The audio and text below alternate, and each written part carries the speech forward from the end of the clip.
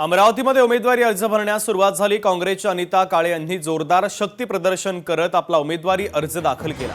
काँग्रेस उमेदवारांना अमरावतीमध्ये एव्ही फॉर्मचं वाटप करण्यात आलं आणि त्यानंतर त्यांनी मोठं शक्ती प्रदर्शन करत आपला उमेदवारी अर्ज दाखल केलेला आहे।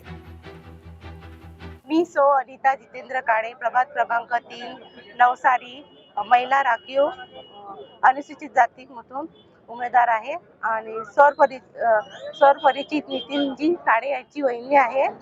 तर आमच्या प्रभागामध्ये समस्या खूप आहे, तर त्याच्या समस्याला पुढे घेऊन मी विकासाच्या नव्या उंचीवर घेऊन जाण्याकरिता मी आज उमेदवार म्हणून उभी आहे। सांगलीमध्ये उमेदवारी अर्ज दाखल करण्यासाठी धावपळ पाहायला मिळाली। महाविकास आघाडीच्या जागेचा तिढा अखेर सुटला। दुपारनंतर आता यादी जाहीर होणार असल्याचं कळतंय। काँग्रेस शहर जिल्हाध्यक्ष आणि शहराध्यक्षांनी या संदर्भात माहिती दिली आहे।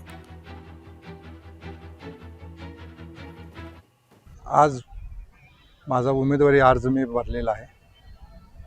पक्षाची उमेदवारी आणि एबी फॉर्म आता दुपारनंतर चालू होतील, त्यानंतर मुहूर्ताचा वेळ साधून उमेदवारी अर्ज भरलेला आहे। पक्षाची आणि आमची राष्ट्रवादी काँग्रेस पक्ष यांची आता बैठक चालू आहे।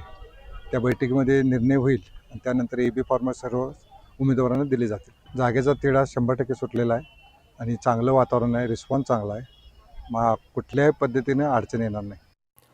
सांगलीमध्ये पहिला तृतीयपंथी उमेदवाराचा अर्ज दाखल झाला। प्रभाग क्रमांक 3 मधून उमेदवारी अर्ज दाखल करण्यात आला। साक्षी या तृतीयपंथी उमेदवाराने आपला अर्ज दाखल केला। तृतीयपंथीयांचा त्यांच्या न्याय हक्कांसाठी अपक्ष म्हणून ते निवडणूक लढणार आहेत, तर साक्षी या तृतीयपंथी उमेदवाराने आपला उमेदवारी अर्ज दाखल केलेला आहे।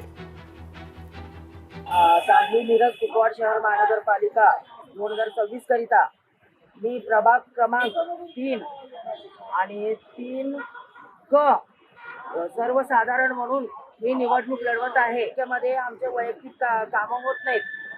ते वैयक्तिक कामासाठी तृतीयपंथीला सारखं लोकांच्या मागे लागावं लागतं। आमचा समाज वंचित आहे, त्यामुळे मी हे निवडणुकी लढवत आहे इतर समाजासाठी।